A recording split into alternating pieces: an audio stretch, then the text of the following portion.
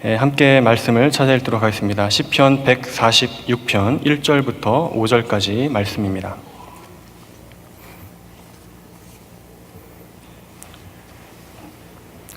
시편 146편 1절부터 5절까지 말씀입니다. 함께 봉독하겠습니다. 할렐루야, 내 영혼아 여호와를 찬양하라. 나의 생전에 여호와를 찬양하며 나의 평생에 내 하나님을 찬송하리로다. 귀인들을 의지하지 말며 도울 힘이 없는 인생도 의지하지 말지니 그의 호흡이 끊어지면 흙으로 돌아가서 그날에 그의 생각이 소멸하리로다. 야곱의 하나님을 자기의 도움으로 삼으며 여호와 자기 하나님에게 자기의 소망을 두는 자는 복이 있도다. 아멘. 우리 교회 역사 가운데 2000년을 넘어서 신구약 모든 교회를 통틀어서 교회 역사 가운데 믿는 자들이 가장 많이 했던 질문이 뭐라고 생각하십니까? 여러 가지 질문들이 있겠지만 아마도 하나님이 살아계시는 것이 맞는가? 하나님이 지금도 통치하시는가? 라는 질문을 신자들이 많이 했을 것입니다. 솔직히 우리가 늘 보는 그런 사람들 가운데 살다가 이 보이는 사람들과의 관계를 맺으면서 또 감각적으로 또 체험적으로 이렇게 교제하면서 살다가 보이지 않는 하나님을 느끼며 또 감각적으로 느끼며 또 깨닫고 산다는 것은 쉽지 않은 일이 분명합니다.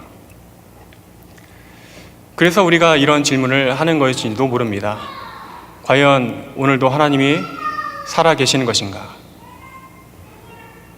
하나님이 살아계셔서 지금도 통치하시는 게 맞는가? 정말 하나님이 살아계신다면 나에게 좀 말 좀 해주십시오 라고 이렇게 말할 수 있습니다. 예를 들어서 저절로 촛불이 꺼지는 방식으로 알려주시든지, 문이 저절로 닫히는 것으로 하나님이 살아계시는 것을 보여주시든지, 아니면 어떤 사람을 갑자기 내 앞에 딱 등장하게 하셔가지고 그 입을 통해서 하나님이 살아계신 것을 알려주시든지, 방법은 여러 가지지만 어쨌든 공통적으로 내가 감각적으로 현실적으로 느낄 수 있는 방법으로 하나님 되심을 좀 보여달라는 것, 이것이 우리가 보통 힘들 때 가지는 생각일 수 있습니다. 하지만 아무리 어떤 간절한 기도를 한다 할지라도 안타깝지만 하나님께서는 그런 방식으로 자신의 하나님 되심을 좀처럼 보이시지 않습니다. 오히려 지독하게 그런 면에서 그분의 살아계심을 감추시고 또 숨기는 것, 이것이 하나님의 방식입니다. 하나님이 그런 분이라는 것을 우리가 이해할 때 우리 신앙에 진보가 있을 것입니다. 오죽했으면 하나님의 아들이신 예수님께서 십자가상에서 나의 하나님이여 나의 하나님이여 어찌하여 나를 버리셨습니까? 버리시나이까? 라고 그렇게 절규하셨을까요?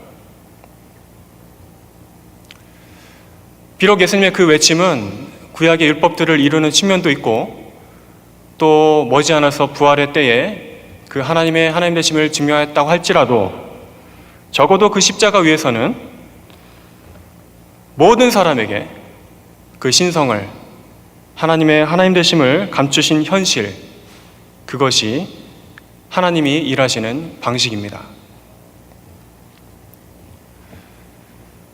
이렇게 고난 가운데서도 성자 예수님께서, 성자 하나님께서 그런 대우를 받으셨다면 평범한 우리라고 별 수 있을까요? 그러니 미리부터 아무리 해도 하나님이 나타나지 않는다, 내 기도를 들어주지 않는다, 이렇게 단정 짓지 마시길 바랍니다.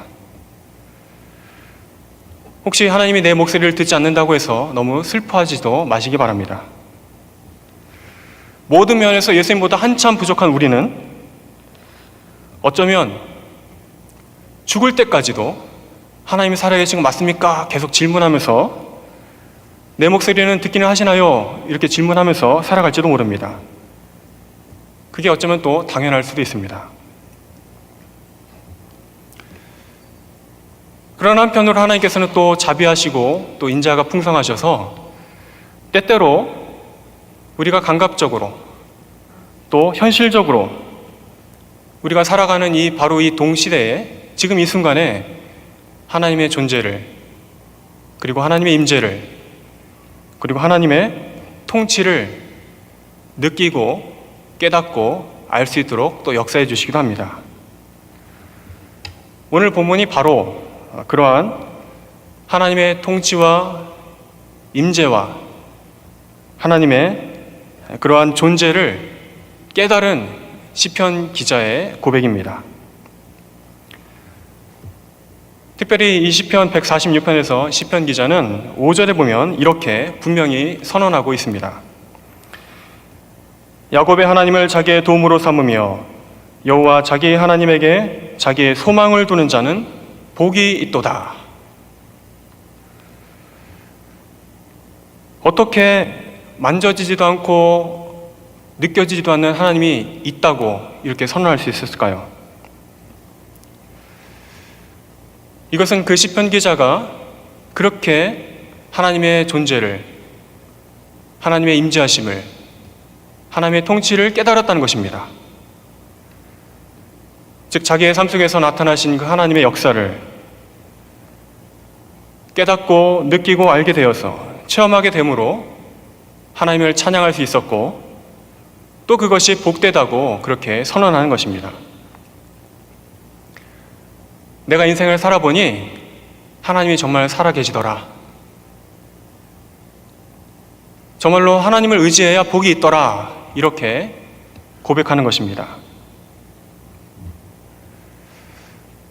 여기서 시편 기자가 하나님을 자기의 도움으로 삼아라, 하나님에게 소망을 두라 이렇게 말한다고 해서 마치 하나님을 내 목적 달성을 위한 수단으로 삼아도 되는구나 이렇게 생각하면 또 안 됩니다. 하나님을 목적이 아니라 수단으로 생각하고 하나님을 이용해도 되는 거구나 이렇게 한다면, 그렇게 적용하면 참으로 곤란하게 될 것입니다. 하나님을 자기의 도움으로 삼으며 하나님에게 자기의 소망을 두라, 이 말씀은 하나님을 내 인생 가운데 복되게 살기 위한 수단으로 삼으라 이런 말이 아니라 하나님 그분 자체가 곧 복된 인생 그 자체라는 고백인 것입니다. 즉 지금 당장 내가 하나님이 필요하니까 하나님을 나의 도움으로 삼고 그러다가 아니면 다시 거리를 두고 또 다른 것으로 갈아타도 된다 이런 개념이 아니라 처음부터 끝까지 하나님이 없으면 복도 없다, 복이라는 것 자체가 없다 이렇게 믿고 고백해야 한다는 것입니다. 하나님이 나의 전부이다. 하나님은 수단 자체가 아니라 내 목적에, 내 인생의 모든 것이다 라는 고백입니다. 곧 이제 추석이 다가오는데 모처럼 가족마다 모이게 되면 가족끼리 동양화 맞추기를 할 수 있을 것입니다. 알아들을 사람만 알아듣으시면 되겠습니다. 그거 한다고 해서 죄는 아닙니다. 하다 보면 그런데 흥분이 되고 또 판이 커지다 보면 싸우게 되는데 그러면 죄가 될 수 있습니다. 아무튼 고스톱을 칠 때 소심한 사람은 점수가 나면 바로 게임을 끝내버리지만 대범한 사람은 오직 쓰리고가 될 때까지 그 신념으로 계속 몰아붙입니다. 그러다가 역전을 당해가지고 그나마 가지고 있던 모든 것을 잃기도 하지만 아무튼 그 목표를 향한 신념과 원칙은 흔들리지 않습니다. 우리 신앙에도 그런 면이 필요한 것입니다.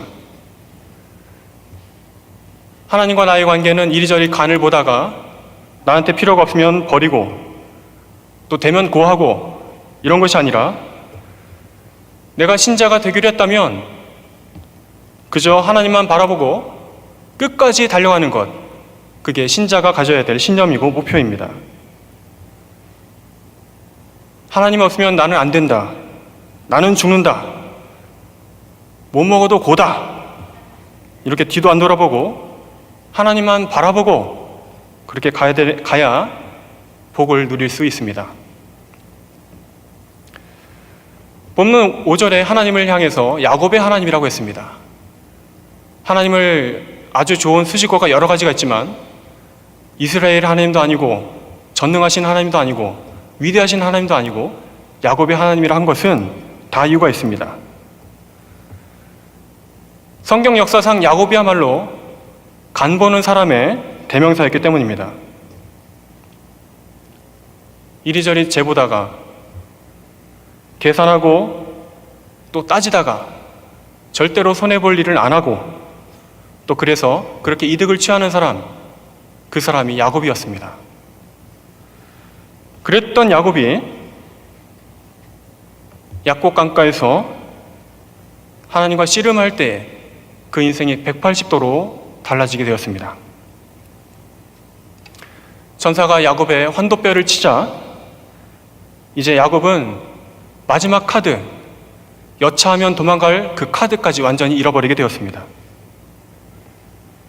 그때부터 그는 그야말로 하나님만 바라보고 절박하게 매달리게 되었습니다. 창세기 32장 28절부터 20절을 같이 한번 읽어보도록 하겠습니다. 같이 자막에 있는 대로 읽어보겠습니다.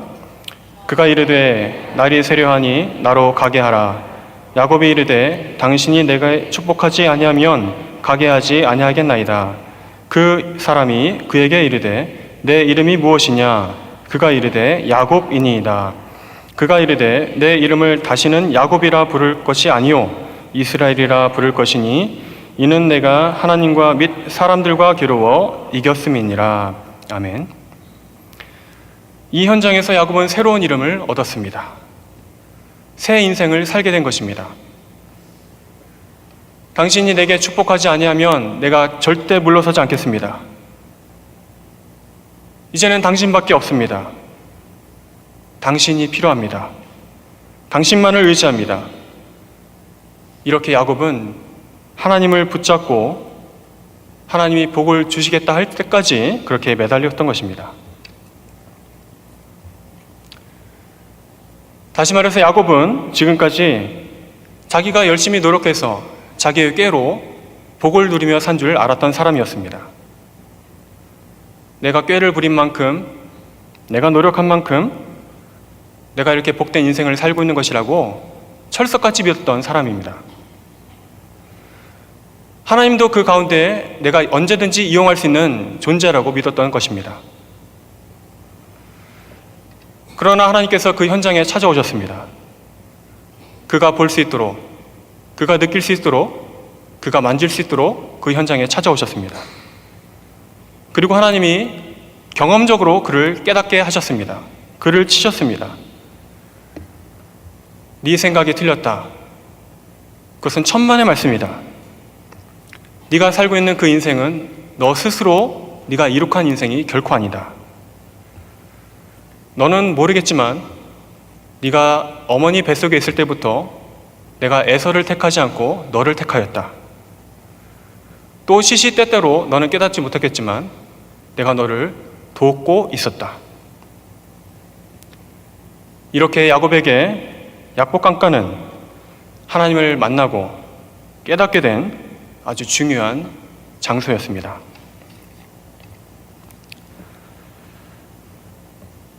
오늘 본문에 야곱의 하나님으로 자기의 도움을 삼는 자가 복이 있다는 바로 이 선언은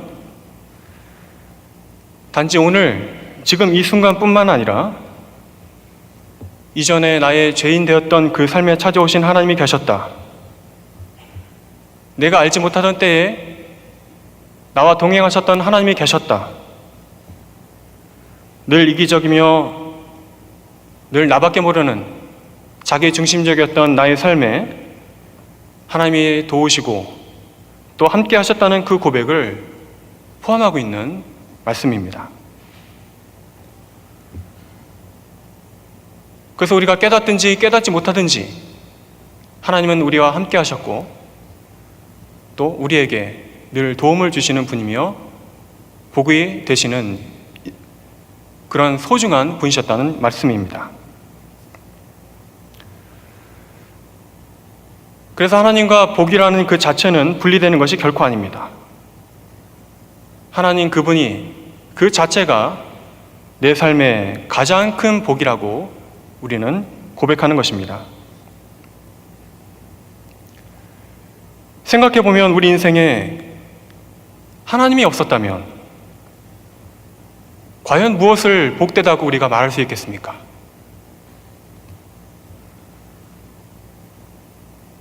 우리의 삶에 하나님이 찾아오셔서 나를 거듭나게 하시고 교회를 통하여 교제하게 하시고 말씀으로 이렇게 기르시고 먹이시기 때문에 지금의 내가 있고 지금의 여러분들이 존재하는 것입니다.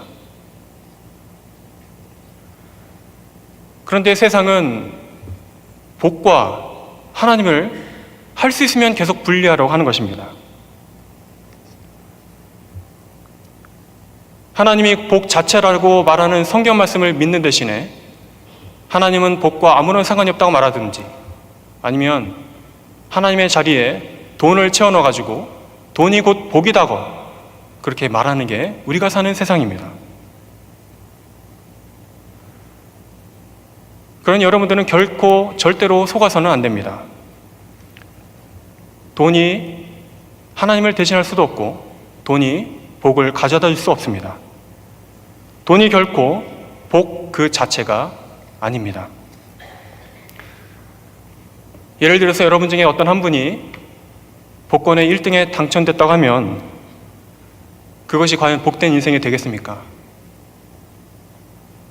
여러분들도 아시겠지만 통계적으로 복권 1등에 당첨된 사람들의 그들의 삶을 추적해보면 대부분이 가족 간의 불화나 살인이나 강도나 사기를 당하거나 또 재산을 탕진하든지 그래야 해서 결국 복권에 당첨되기 이전 삶보다 더 불행해지는 삶을 산다는 통계가 있습니다.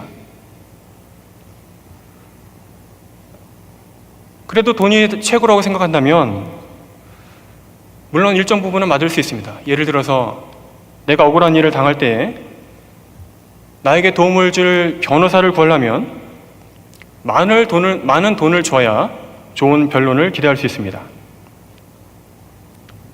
또 내가 몸이 아플 때에 아마도 내가 돈이 많게 되면 보다 훌륭하고 효과적인 진료를 기대할 수 있을 것입니다. 그러나 다 가진 돈의 수준까지밖에 안 되는 것입니다.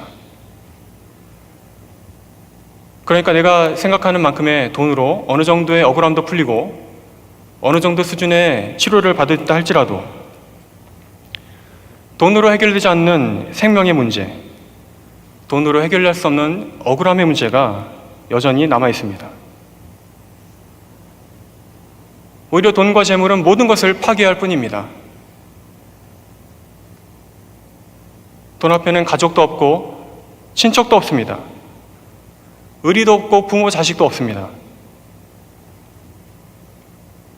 그게 인격적인 하나님을 대신한 돈의 모습입니다. 그리고 그게 이 세상이 굴러가는 이 시스템의 현실입니다. 따라서 어떤 증거를 가져와도 돈이 곧 축복이라고 결코 부를 수 없습니다. 오히려 우리가 복된 삶을 살고자 한다면 복된 삶이 물질이 아니라 비물질적인 것, 인격적인 관계에서 복이 온다는 사실을 분명히 깨달아야 합니다. 아까 예를 드린 변호사와 의사의 예를 들면 많은 돈을 가지고 변호사를 찾아가는 것보다 오히려 내가 그 변호사를 개인적으로 알고 있는 것이 훨씬 더 효과적입니다. 인격적인 관계가 돈보다 앞서는 것입니다. 마찬가지로 많은 돈을 들고 의사를 찾아가는 것보다 내가 그 의사를 개인적으로 알고 있는 것이 훨씬 더 유리합니다. 내가 필요로 하는 사람과 인격적인 관계는 가히 돈으로 값을 매길 수 없을 만큼 소중한 것입니다. 하물며 우주 만물을 창조하시고 나를 지으시고 나를 구원하신, 그리고 나의 구주, 나의 하나님으로 내가 부르고 있는 그 하나님과 내가 인격적인 관계를 맺고 있다면 우리 신자들이 얼마나 큰 복을 지금 누리고 있는 것이겠습니까? 그러니 오늘 시편 기자가 고백하는 것처럼 세상에 어떤 귀인들을 데리고 와도, 또 어떤 부자들 데리고 간다 할지라도 그들이 줄 수 없는 도움을 우리가 인격적으로 관계를 맺고 있는 그 하나님이 주시고, 또 하나님 안에서 그 복을 지금 우리가 누리는 것입니다. 어찌 보면 우리의 삶이라는 것은, 즉 신자의 삶이라는 것은 지금까지 살아온 내 인생이 야곱과 같이 나 혼자는 살 수 없는 거였구나, 모든 것이 하나님의 도우심이 있었구나, 그리고 이제 하나님만 바라보고 살아야 되는 거구나 라고 그러한 분명한 진리들을 깨닫고 살아가는 것이 우리의 삶이라고 부를 수 있습니다. 이러한 기본적인 것을 깨닫지 못한다면, 그리고 여전히 하나님을 나의 수단으로 삼는다면 결코 그 사람은 교회를 오래 다닌다 해도, 높은 직분을, 좋은 직분을 가졌다 해도 참된 복을 누릴 수 없을 것입니다. 벼가 익으면 고개를 저절로 숙이듯이 예수님과 동행하는 그 삶이라는 것은 날이 갈수록 또 날이 갈수록 내 삶에 역사하시는 그 하나님의 은혜를 깨달아 알아가는 것, 어제 그 하나님의 은혜를 알았다고 해서 끝나는 것이 아니라 내일 또 나에게 주실 그 하나님의 은혜를 기대하고 또 알아가고 또 감사하고 찬양하고 살아가는 것, 그게 우리의 신자의 남은 인생이 될 것입니다. 이제 여러분의 도움은 과연 누구이며 또 참된 소망은 누구에게 있다고 고백할 수 있겠습니까? 오직 유일하시고 또 살아계시는 삼위일체 하나님께 나의 도움을 삼고 또 그분에게만 소망을 두는 그러한 복된 인생이 되시기를 바랍니다. 그래야 이 땅을 우리가 살아가는 동안에 온전히 다른 것들은 바라보지 않고 오직 하나님만을 바라보고 또 믿고 의지함으로 나와 늘 함께 하시고 또 도우시는 그 주님의 은혜를 날마다 누리고 또 고백하고 그렇게 감사하고 찬양하는 그러한 복된 삶이 되시기를 주님의 이름으로 간절히 축원합니다. 기도하겠습니다. 하나님 감사드립니다. 주님께서 우리의 삶에 찾아오셔서 우리를 구원하여 주시고 이제 하나님과 상관없는 인생이 아니라 하나님과 인격적인 관계를 맺으며 하나님을 나의 구주, 나의 하나님으로 고백하며 살아갈 수 있는 그런 복된 삶의 주인공으로 불러주시니 감사드립니다. 이제 온전히 나의 삶에 찾아오신 그 하나님을 더욱더 신뢰하고 의뢰함으로 다른 우상들과 다른 것들을 바라보지 않고 오직 하나님만 바라보고 사는 복된 인생, 참된 인생을 살아갈 수 있도록 주여 우리에게 더 큰 은혜를 베풀어 주시옵소서. 예수님 이름으로 기도합나이다. 아멘.